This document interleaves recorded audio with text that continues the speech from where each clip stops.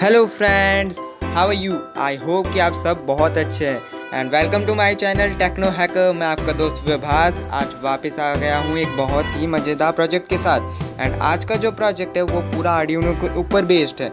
सो आज हम बनाने वाले हैं LCD display by using Arduino Uno. So सबसे पहले हम इसकी प्रोग्रामिंग जो कोड है वो करेंगे, देन उसके बाद हम अपना प्रोजेक्ट बनाएंगे। सो प्लीज़ इस वीडियो को लास्ट तक ज़रूर देखिएगा एंड इस वीडियो से आप बहुत कुछ सीखने भी वाले हैं आर्डिनो के बारे में। एंड प्लीज़ मेरे वीडियो को लाइक कर दीजिएगा, शेयर कर दीजिएगा अपने दोस्तों के साथ एंड सब्सक्राइब कर दीजिए मेरे चैनल टेक्नो हैकर को। So let's start.